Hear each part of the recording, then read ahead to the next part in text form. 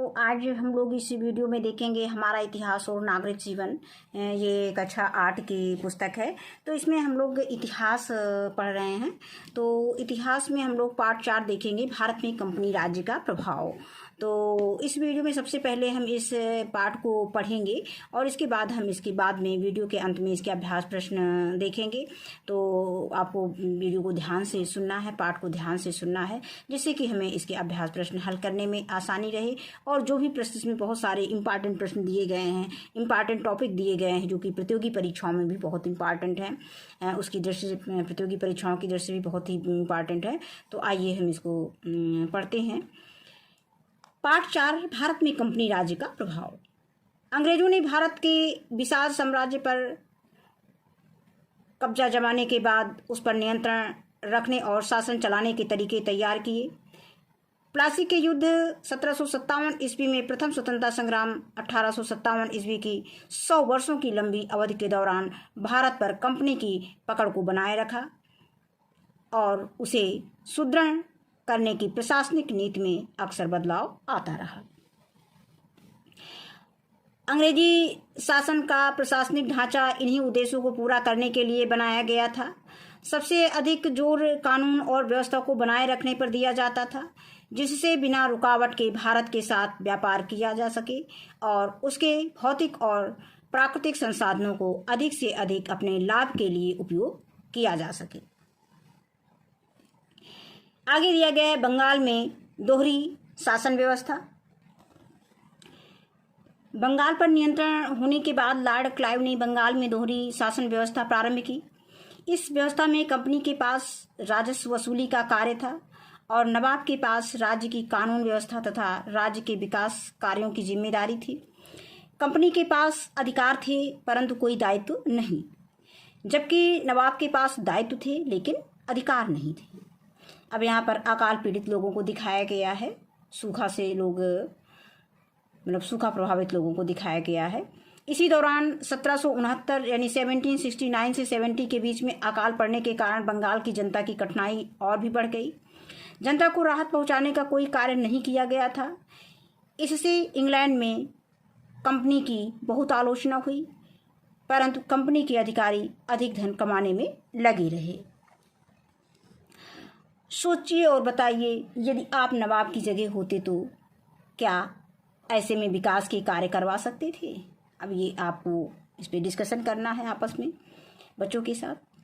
Company के अधिकारियों को कीमती उपहार में काफ़ी धन प्राप्त हो रहा था। निजी व्यापार से भी वे काफ़ी धन कमा रहे थे। कंपनी के अधिकारियों के भ्रष्टाचार को देखकर ब्रिटेनवासी मांग करने लगे कि कंपनी अधिकारियों की नियुक्ति में योग्यता को मापदंड निश्चित किए जाएं तथा कंपनी के अधिकारियों से आय व्यय का लेखा जोखा लिया जाए। इन भ्रष्ट अधिकारियों के कारण कंपनी घाटे में जा रही थी। अब ऐसी स्थिति आ गई थी कि कंपनी को व्यापार करने के लिए ब्रिटिश सरकार से लगभग 10 लाख पाउंड यानी ब्रिटिश मुद्रा, जो 10 लाख पाउंड ये ब्रिटिश मुद्रा थी, के ऋण की मांग करनी पड़ी। ऐसी स्थिति में ब्रिटेन की संसद में इस बात की जोरदार मांग होने लगी कि कंपनी एवं उसके अधिकारियों के कार्यों की देखरेख, उनके लेखे जोखे एवं उनकी योग्यता, नियुक्ति आदि के लिए पूर्व कानून में परिवर्तन किया जाए। साथ साथ कंपनी की गतिविधियों पर प्रभावी सरकारी नियंत्रण के लिए कानून बनाए जाएं। ब्रिटिश के नए उद्योगपति जो व्यापार पर कंपनी के एकल अधिकार से असंतुष्ट थे, उन्होंने भी कंपनी के कानूनों में बदलाव का समर्थन किया। इन्हीं कारणों से उन्होंने एक्ट धारा बनाए गए। अब आगे आता है भारत में वैधानिक विकास का प्रारंभ कब से हुआ था। तो सबसे पहले दिया गया है रेगुलेटिंग एक्ट 1773 ईस्वी में। ये भी बहुत पूछा जाता है, बहुत ही इंपॉर्टेंट प्रतियोगी परीक्षाओं की दृष्टि से। कंपनी की गतिविधियों को नियंत्रित एवं निर्देशित करने के लिए 1773 ईस्वी में रेगुलेटिंग एक्ट बनाया गया। कंपनी के डायरेक्टरों से कहा गया कि नंबर 1, वे कंपनी के राजनीतिक, व्यापारिक, असैनिक, सैनिक एवं राजस्व संबंधी सभी तथ्य ब्रिटिश संसद के सामने रखा करें। और नंबर 2 दिया गया है कि कंपनी के अधिकारी अतिरिक्त धन न कमाएं। इसके लिए यह आवश्यक हो गया कि इंग्लैंड वापस लौटने पर अपनी संपत्ति का ब्यौरा दें। इस एक्ट के अंतर्गत बंगाल के गवर्नर को कंपनी के संपूर्ण भारतीय क्षेत्र का गवर्नर जनरल नियुक्त किया गया। उसकी मदद के लिए 4 सदस्यों की एक परिषद बनाई गई। और नंबर 4 है कि न्याय व्यवस्था को पुनर्गठित करने के लिए कोलकाता में एक सर्वोच्च न्यायालय स्थापित किया गया। इसके बाद आता है पिट्स इंडिया एक्ट। ये 1784 ईस्वी में, 1784 ईस्वी में ये दिया गया है। ब्रिटिश संसद ने 1784 ईस्वी में एक नया कानून पारित किया जो पिट्स इंडिया एक्ट कहलाया। इस अधिनियम के द्वारा नंबर 1 ब्रिटेन में एक नियंत्रण परिषद यानी बोर्ड ऑफ कंट्रोल की स्थापना हुई। इस परिषद के द्वारा ब्रिटिश सरकार को भारत में कंपनी के सैनिक, असैनिक तथा राजस्व संबंधी मामलों में एकाधिकार प्राप्त हो गया। गवर्नर जनरल को भारत स्थित सभी ब्रिटिश फौजों का मुख्य सेनापति बनाया गया। व्यावसायिक मामलों में कंपनी की स्थिति यथावत रखी गई। इस कानून के द्वारा ही प्रशासनिक ढांचे का निर्माण किया गया, जिसके आधार पर 1857 ईस्वी में भारत में कंपनी का शासन चलता रहा। ब्रिटिश संसद ने कुछ चार्टर एक्ट पास किए जो नीचे दिए गए हैं। उसके पहले ये थोड़ा सा इसमें दिखाया गया है, गवर्नर जनरल बंगाल का दिखाया गया है। ये गवर्नर चेन्नई है और ये गवर्नर मुंबई है। ये रेगुलेटिंग एक्ट के तहत जो है चेन्नई, मद्रास और मुंबई यानी बम्बई की प्रेसिडेंसियों का गवर्नर जनरल बंगाल के अधीन कर दिया गया है। तो थोड़ा सा इसमें ये चित्र में चार्ट के माध्यम से दिखाया गया है। अब आगे हम देखेंगे कि एक्ट एवं वर्ष ने कौन सा एक्ट किस वर्ष में लागू हुआ, किस वर्ष में बनाया गया और उसके क्या अधिकार थे। तो सबसे पहले आता है चार्टर एक्ट। ये 1793 1793 में बना था और इसका अधिकार, इसमें क्या अधिकार दिए गए थे। इस एक्ट से गवर्नर जनरल और गवर्नरों को ये अधिकार प्राप्त हो गया कि वे अपनी परिषदों के फैसलों को बदल सकती हैं। इसके अनुसार मुंबई तथा चेन्नई की सरकारों पर गवर्नर जनरल का नियंत्रण भी बढ़ा दिया गया। फिर है चार्टर एक्ट 1813 ईस्वी में, 1813 ईस्वी। इस एक्ट से चाय के व्यापार को छोड़कर कंपनी का व्यापारिक एकाधिकार समाप्त कर दिया गया तथा सभी ब्रिटिश निवासियों का भारत से व्यापार करने की स्वतंत्रता मिली। फिर भारत में शिक्षा के प्रसार पर व्यय हेतु 1 लाख रुपए का प्रावधान किया गया। गवर्नर जनरल एवं गवर्नरों की नियुक्ति का अधिकार कंपनी के निदेशकों के पास ही बना रहा, परंतु उसमें ब्रिटेन की सरकार की स्वीकृति आवश्यक हो गई। अब इसके बाद आता है चार्टर एक्ट 1833 ईस्वी। इस एक्ट से चाय की कंपनी पर कंपनी का एकाधिकार समाप्त कर दिया गया।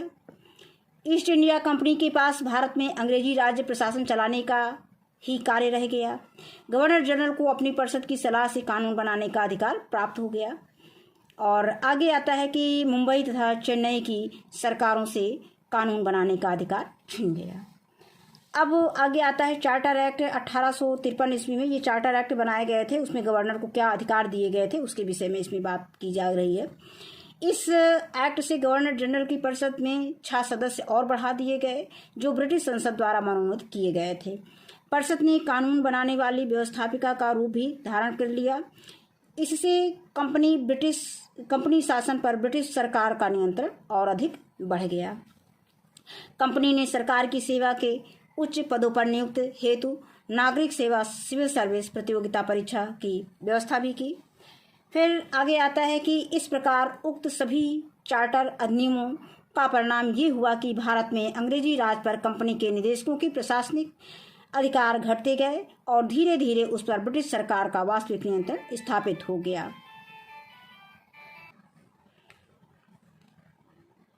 इस प्रकार उक्त सभी चार्टर अधिनियमों का परिणाम ये हुआ कि भारत में अंग्रेजी राज पर कंपनी के निदेशकों के प्रशासनिक अधिकार घटते गए और धीरे धीरे उस पर ब्रिटिश सरकार का वास्तविक नियंत्रण स्थापित हो गया।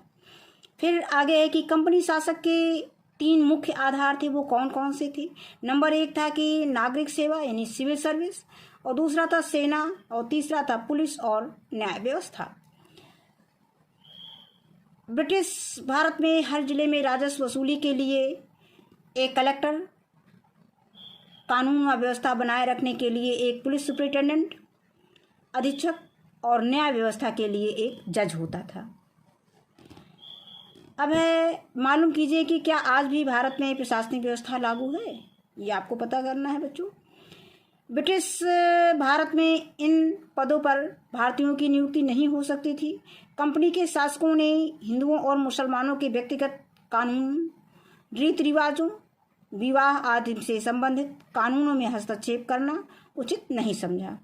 उनके लिए पूर्व प्रचलित कानूनों के आधार पर न्याय किया जाता था। 1774 ईस्वी में सुप्रीम कोर्ट की स्थापना हुई। यानी सुप्रीम कोर्ट की स्थापना कब हुई? 1774, 1774 में हुई थी। उसके पश्चात प्रांतीय तथा जिला अदालतों की भी स्थापना की गई। इस न्याय व्यवस्था में कानून के अनुसार न्याय किए जाने पर बल दिया गया, किंतु यूरोपीय और भारतीयों के लिए समान कानून नहीं थे। उनके न्यायाधीश भी अलग होते थे। इसके बाद हम पढ़ेंगे उच्च प्रशासनिक अधिकारियों का प्रशिक्षण। प्रशासन की जिम्मेदारियां बढ़ती गईं तो यह महसूस किया गया कि प्रशासनिक अधिकारियों को भारत की शासन व्यवस्था, समाज व्यवस्था, भाषाओं तथा परंपराओं में से भली भांति परिचित होना चाहिए। इन विषयों की शिक्षा देने के लिए 1801 ईस्वी में कोलकाता में फोर्ट विलियम कॉलेज की स्थापना की गई। सन 1853 ईस्वी में नागरिक सेवा में भर्ती होने के लिए भारतीयों के लिए नागरिक सेवा प्रतियोगिता आरंभ की गई। उसकी परीक्षा इंग्लैंड में होती थी। 1853 ईस्वी में इस प्रतियोगिता में प्रवेश की उम्र 23 वर्ष की थी, किंतु 1863 यानी 1863 ईस्वी में प्रवेश की उम्र जो है 23 से घटाकर 21 वर्ष कर दी गई तथा 1876 ईस्वी में 21 वर्ष से घटाकर 19 वर्ष कर दी गई। इस परीक्षा का माध्यम अंग्रेजी भाषा थी। इस कारण भारतीयों के लिए नागरिक सेवा में चयन कठिन हो गया। अब अंग्रेजों की तो मूल भाषा मतलब उनकी तो भाषा ही थी अंग्रेजी, और लेकिन भारतीयों के लिए दूसरी भाषा सीखना बहुत कठिन था उस समय। शिक्षा और सामाजिक सुधार। अंग्रेजों ने 1781 ईस्वी में कोलकाता में एक मदरसा और 1792 ईस्वी में मदारस में एक संस्कृत कॉलेज की स्थापना की। विलियम जोन्स ने एशियाटिक सोसाइटी नामक संस्था की स्थापना की। अब ये बहुत इंपॉर्टेंट है, ये आता है एशियाटिक सोसाइटी की स्थापना किसने की थी? तो विलियम जोन्स ने की थी, जिसका उद्देश्य था प्राचीन भारतीय इतिहास व संस्कृत की जानकारी कराना था। महान समाज सुधारक राजा राम मोहन राय भारतीय समाज में बदलाव लाना चाहते थे। वे यह मानते थे कि भारतीय नए ज्ञान, विज्ञान, तकनीकी आदि की सीखें, जिसके लिए अंग्रेजी सीखना अनिवार्य था। उन्होंने अंग्रेजी सरकार को चिट्ठी लिखकर अंग्रेजी शिक्षा की मांग की। हमें पता चला है कि सरकार पंडितों के संरक्षण में एक संस्कृत पाठशाला खोल रही है, जिसमें ऐसा ज्ञान दिया जाएगा जो भारत में वैसे ही चला आ रहा है। ऐसी पाठशाला युवाओं के दिमाग में सिर्फ व्याकरण के बारीक नियमों और दूसरे लोक का ज्ञान भर सकती है, और ऐसा कुछ नहीं दे सकती जो विद्यार्थी या समाज के लिए व्यवहारिक रूप से उपयोगी हो। चूंकि सरकार का उद्देश्य स्थानीय लोगों को बेहतर बनाना है, इसलिए वह गणित, दर्शन शास्त्र, रसायन शास्त्र, शरीर रचना शास्त्र और दूसरे उपयोगी विज्ञान को बढ़ावा दे। यह काम यूरोप में शिक्षित व्यक्तियों को नियुक्त करके और पुस्तकों व उपकरणों से सुसज्जित कॉलेज बनाकर पूरा किया जा सकता है। ये कलकत्ता यानी 11 दिसंबर 1823 ईस्वी को राजा राम मोहन राय द्वारा ये दिया गया है वक्तव्य। अब आगे आता है कि उधर अंग्रेज सरकार खुद समझने लगी थी कि अगर उसे भारत में लंबे समय तक शासन करना है तो अंग्रेजी पढ़े लिखे लोगों की बहुत ज़रूरत होगी। यह सोचकर अंग्रेज सरकार ने भारत में अंग्रेजी शिक्षा फैलाने की योजना बनाई। फिर आगे फलता सन 1835 में सरकार ने लॉर्ड मैकाले के नेतृत्व में अंग्रेजी माध्यम से यूरोपीय ढंग की शिक्षा प्रणाली अपनाने की नीति घोषित की, जिसके तहत फारसी का स्थान अंग्रेजी ने ले लिया और अंग्रेजी शिक्षा की मांग बढ़ती गई। ये लॉर्ड मैकाले को दिखाया गया है। इसके बाद आता है भूमि सुधार। अंग्रेज सरकार अपनी आमदनी बढ़ाने के लिए मालगुजारी यानी भूमि कर वसूल करने के तरीकों पर भी विचार करने लगी। वारेन हेस्टिंग्स ने यह नियम बनाया कि गांव की मालगुजारी वसूल करने के लिए किसी को ठेका दे दिया जाए, और यदि मालगुजारी वसूल करने वाले का काम ठीक ना हो तो दूसरे व्यक्ति को यह काम सौंप दिया जाए। लॉर्ड कॉर्नवालिस ने इस प्रथा में निम्न सुधार किए। अब नंबर 1, लॉर्ड कॉर्नवालिस ने अस्थायी बंदोबस्त लागू किया, रैयतवाड़ी प्रथा, महलवाड़ी प्रथा, और ये तीनों प्रथाएं किया था। तो अब इसमें सबसे पहले आता है स्थायी बंदोबस्त लागू। उसने अधिक से अधिक मालगुजारी वसूल करके देने वाले को नीलामी बोली के आधार पर उन्हें तथा उनके पुत्रों को आजीवन स्थायी रूप से उस गांव का जमींदार घोषित कर दिया। यही जमींदारी प्रथा या स्थायी बंदोबस्त कहलाता है।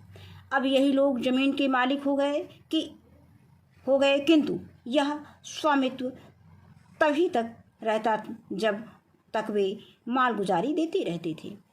उन्हें जमीन जोतने बोने वाले काश्तकारों को हटाने और उनसे जमीन छीन लेने का भी अधिकार था। यह प्रथा बंगाल, उड़ीसा और अवध प्रांतों से प्रारंभ की गई। अब आगे आता है रैयतवाड़ी प्रथा में क्या बताया गया है। रैयतवाड़ी प्रथा क्या थी? दक्षिण भारत के मद्रास प्रांत में मालगुजारी देने का उत्तरदायित्व रैयत यानी काश्तकार को सौंपा गया। मालगुजारी की धनराशि लगभग 30 वर्ष के लिए निश्चित कर दी गई। रैयत अपनी उपज यानी रैयत मतलब यहाँ पे काश्तकार से है, अपनी उपज का लगभग आधा भाग सरकार को मालगुजारी के रूप में देता था। इसके बाद है महालवाड़ी प्रथा। उत्तर प्रदेश के पश्चिम में दिल्ली और पंजाब के आसपास मालगुजारी कई गांवों के समूह के स्वामियों से वसूल की जाती थी।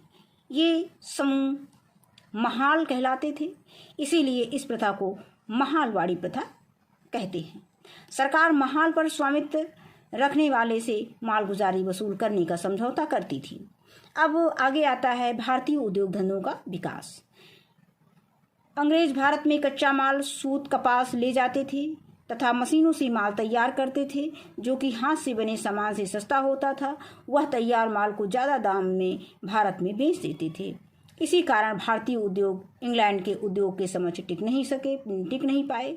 इसी कारण भारतीय उद्योग धंधों का विनाश होने लगा। अब इसके बाद कुछ इसमें शब्दावलियाँ दी गई हैं। एक्ट या धारा, किसी विषय पर बनाए गए अधिनियम या कानून। और इसके बाद लगान है, कृषि भूमि पर लगने वाला कर, ये लगान कहलाता है। तो अब इसके बाद हम इसके अभ्यास प्रश्न देखेंगे। इसमें अभ्यास प्रश्न में पहला बहुविकल्पीय प्रश्न दिया गया है। रेगुलेटिंग एक्ट बनाया गया, तो रेगुलेटिंग एक्ट कब बनाया गया? ये 1773 ईस्वी में बनाया गया। इसमें हम निशान लगा देंगे। आगे आता है एशियाटिक सोसाइटी की स्थापना किसने की थी? तो एशियाटिक सोसाइटी की स्थापना विलियम जोन्स ने की थी। फिर अगला प्रश्न यह है अति लघु उत्तरीय प्रश्न, बंगाल में दोहरी शासन व्यवस्था किसने शुरू की? तो इसका उत्तर हम कॉपी में लिख रखे हैं, इसको देख लेते हैं। उत्तर में हम लिखेंगे कि बंगाल में दोहरी शासन व्यवस्था लॉर्ड क्लाइव ने शुरू की। फिर दूसरा प्रश्न है कि फोर्ट विलियम कॉलेज की स्थापना कहाँ हुई थी? तो फोर्ट विलियम कॉलेज की स्थापना 1801 ईस्वी में कोलकाता में हुई थी। फिर तीसरा प्रश्न दिया गया है कि सुप्रीम कोर्ट की स्थापना किस गवर्नर जनरल के समय हुई थी? तो उसका उत्तर हम लिखेंगे कि सुप्रीम कोर्ट की स्थापना गवर्नर जनरल वारन हेस्टिंग के समय में हुई थी। इसके बाद हम आएंगे लघु उत्तरीय प्रश्न में। तो पहला प्रश्न दिया गया है कि पिट्स इंडिया एक्ट के बारे में लिखिए। तो इसको हम टेक्स्ट बुक से देख लेते हैं, इसका उत्तर क्या होगा। इसका उत्तर ये पेज संख्या 39 में है, ये टेक्स्ट बुक में। तो पेज संख्या 39 पे आप देखेंगे तो इसमें हेडिंग दिया है पिट्स इंडिया एक्ट 1784 ईस्वी। तो हम हेडिंग डाल लेंगे कि पिट्स इंडिया एक्ट 1784। फिर यहाँ पे लिखेंगे कि ब्रिटिश संसद ने 1784 ईस्वी में एक नया कानून पारित किया जो पिट्स इंडिया एक्ट कहलाया। इस अधिनियम के द्वारा, इसको में ये नहीं लिखेंगे, इस अधिनियम के द्वारा ब्रिटेन में एक नियंत्रण परिषद की स्थापना हुई। इस परिषद के द्वारा ब्रिटिश सरकार को भारत में कंपनी के सैनिक, असैनिक तथा राजस्व संबंधी मामलों में एकाधिकार प्राप्त हो गया। गवर्नर जनरल को भारत स्थित सभी ब्रिटिश फौजों का मुख्य सेनापति बनाया गया। तो यहाँ तक हम इसका उत्तर कॉपी में लिख सकते हैं। इसके बाद अगला प्रश्न, इसके बाद प्रश्न संख्या 2 है कि स्थायी बंदोबस्त क्या था? तो इसको भी हम पेज संख्या 42 पे देख लेते हैं टेक्स्ट बुक में। अब इसमें हम किताब में खोलेंगे पेज संख्या ये 42 जब खोलेंगे तो उसमें हेडिंग आपको मिलेगा कि स्थायी बंदोबस्त। तो आपको स्थायी बंदोबस्त लागू, तो आपको क्योंकि प्रश्न में पूछा गया है कि स्थायी बंदोबस्त क्या था, तो उत्तर में आप लिखेंगे कि हेडिंग डाल देंगे स्थायी बंदोबस्त। इसके बाद उत्तर में लिखेंगे कि वारन हेस्टिंग्स ने अधिक से अधिक मालगुजारी वसूल करके देने वाले को नीलामी बोली के आधार पर उन्हें तथा उनके पुत्रों को आजीवन यानी स्थायी रूप से उस गांव का जमींदार घोषित कर दिया। यही जमींदारी प्रथा स्थायी बंदोबस्त कहलाता है। बस यहीं तक आपको इसका उत्तर लिख देना है।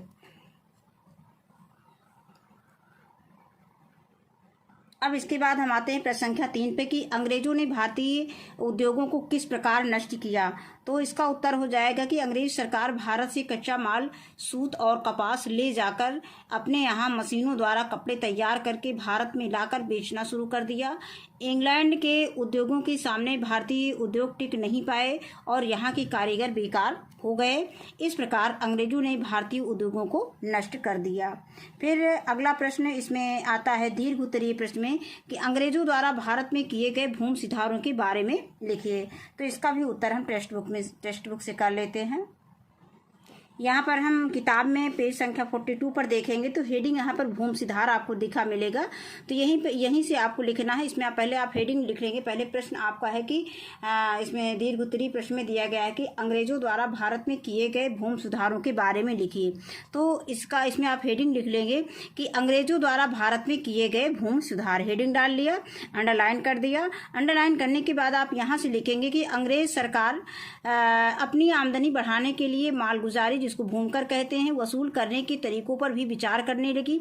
वारन हेस्टिंग्स ने यह नियम बनाया कि गांव की मालगुजारी वसूल करने के लिए किसी को ठेका दे दिया जाए और यदि मालगुजारी वसूल करने वाले का काम ठीक न हो तो दूसरे व्यक्ति को यह काम सौंप दिया जाए। लॉर्ड कॉर्नवालिस ने इस प्रथा में निम्न सुधार किए। तो नंबर 1 हम लिख सकते हैं स्थायी बंदोबस्त लागू करना, और नंबर 2 है रैयतवाड़ी प्रथा, और नंबर 3 है महालवाड़ी प्रथा। तो सबसे पहले हेडिंग डालेंगे कि स्थायी बंदोबस्त लागू। तो इसमें लिखेंगे कि वारन हेस्टिंग्स अधिक से अधिक मालगुजारी वसूल करके देने वाले को नीलामी बोली के आधार पर तथा उन्हें उनके पुत्रों को आजीवन स्थायी रूप से उस गांव का जमींदार घोषित कर दिया। यही जमींदारी प्रथा जमींदारी प्रथा या स्थायी बंदोबस्त कहलाता है। इसके बाद दूसरी हेडिंग आप डालेंगे रैयतवाड़ी प्रथा। फिर इसमें लिखेंगे कि दक्षिण भारत के मद्रास प्रांत में मालगुजारी देने का उत्तरदायित्व रैयत यानी काश्तकार को सौंपा गया। मालगुजारी की धनराशि लगभग 30 वर्ष के लिए निश्चित कर दी गई। रैयत अपनी उपज का लगभग आधा भाग सरकार को मालगुजारी के रूप में देता था। इसके बाद आगे लिखेंगे महालवाड़ी प्रथा। तो इसमें उत्तर में लिखेंगे, उसी में लिखते जाएंगे नंबर 3 में। अब लिखेंगे कि उत्तर प्रदेश के पश्चिम में दिल्ली और पंजाब के आसपास मालगुजारी कई गांवों के समूह के स्वामियों से वसूल की जाती थी। ये समूह महाल कहलाते थे, इसलिए इस प्रथा को महालवाड़ी प्रथा कहते हैं। बस यहीं तक आपका इसका उत्तर हो जाएगा, क्योंकि दीर्घ उत्तरीय प्रश्न है तो इसका उत्तर थोड़ा सा लंबा रहेगा। तो इतना आपको उत्तर में देना है। तो यहीं पर हमारा ये पाठ समाप्त होता है। और इस वीडियो में बस इतना ही। वीडियो देखने के लिए बहुत बहुत धन्यवाद।